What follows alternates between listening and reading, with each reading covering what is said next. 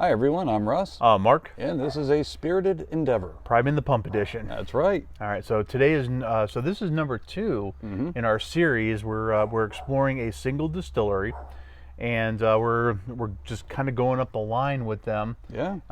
So at least some of the ones that we had available to us, and one that was a surprise that we're really excited to get into. Yeah.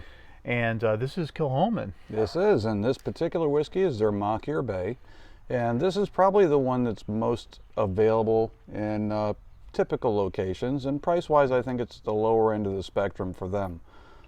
That said, it is a fantastic whiskey. So again, Kilchoman is from the island of Islay off the coast of Scotland, and they're kind of known for their peated whiskeys, this being one of them.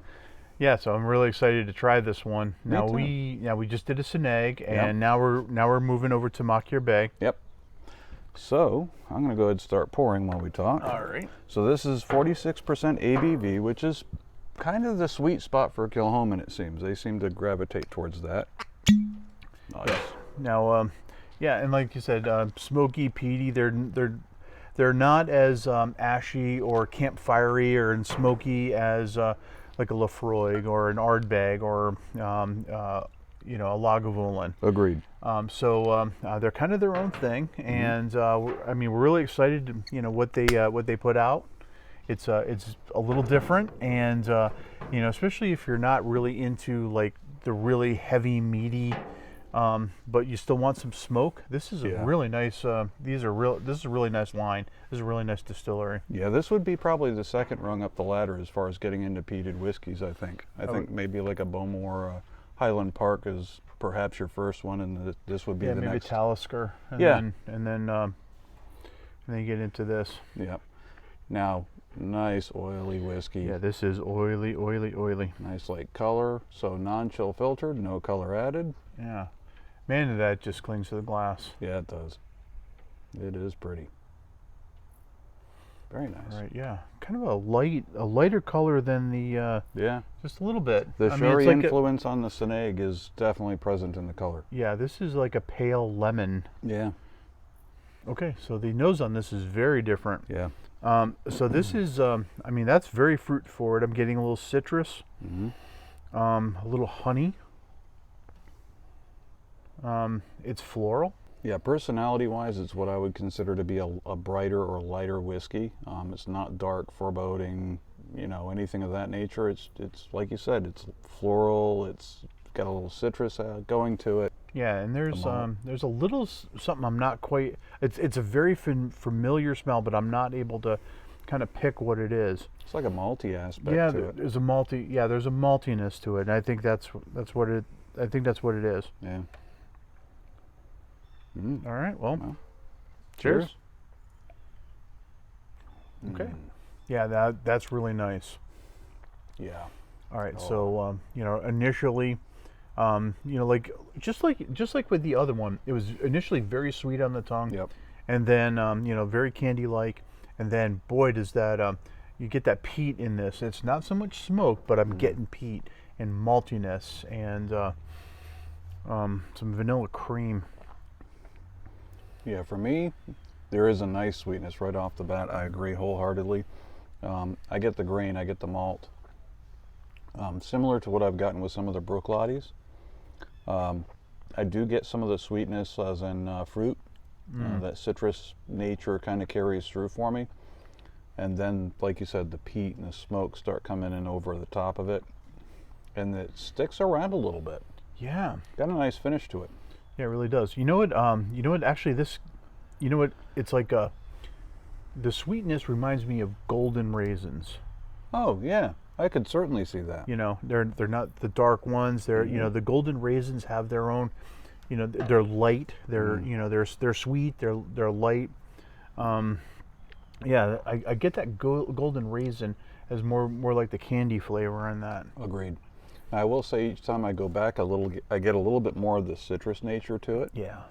And again, that malt, the grain comes through very clearly on this one. You know what? It's like lemon peel. Yeah. Yep. Like the you get a little bit of that zest off of lemon. Yeah. Yeah. That's what I'm getting on that. Yep. Yeah. Oh man. Oh, and going back to the nose on that, now I smell lemons. Yep. Yep, it's like a lemon pledge. Yeah, you're absolutely right. Yeah. Probably the right color too. Yeah. Yeah, that is such a bright, just kind of cheerful whiskey compared to a lot of the darker whiskeys you get off of Isla.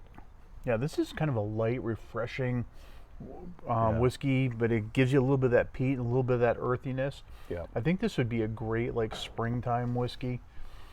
Well, this goes back to what I've said about other Kilchoman whiskeys, which is the balance.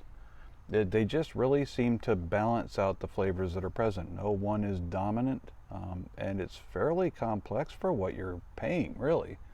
I think you can pick this one up for around $50 ballpark, and I would buy it all day long at that price. It's just a very pleasant whiskey. Yeah, I don't disagree. Now the only thing is I'm not as in love with the finish on this one as I was for the Sinag. for the Sinag. Agreed. That had a nice rolling smoky finish, and this one is a little more tannic. And yeah, it's like drinking like a strong tea, and then you're kind of left with that, slightly acidic note on the back end, and I'm getting that here. Interesting. Yeah, for me the finish, I agree. The finish is, for me, is shorter on this one than it was on the Sinag. The smoke doesn't carry quite as long, and that's a little disappointing. I think I would appreciate that with this one. But for me, I keep getting that citrus right up to the end with just a little bit of the peat at the tail end, but not in the quantity that I would have preferred. Right. That said, I do enjoy it. So, score-wise, what do you think? I'm gonna give it a 3.5. I'm with you on that one. I think 3.5 is a good number for this one. Depending upon my mood, it might be willing to go to a 4, but I think 3.5 is really the comfort zone for this one. Yeah. I think if I didn't try the Sinag first, I probably would have ranked this one a little higher, but kind of going with that, with the smokiness, the sherry influence on that.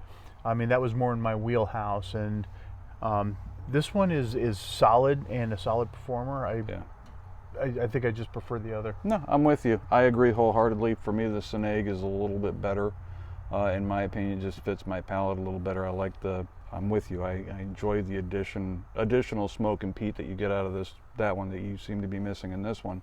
And I like the fruit notes. While I do enjoy the citrus on this one, I like the darker fruit notes in the Sinag. Yeah, I do too. I do dig the golden raisins in this, though. I do too. No, this one's definitely an interesting one, and I think it earns its 3.5 spot.